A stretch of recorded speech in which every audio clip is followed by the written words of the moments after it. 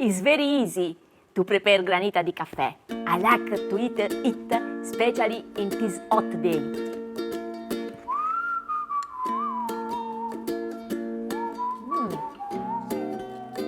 Yummy!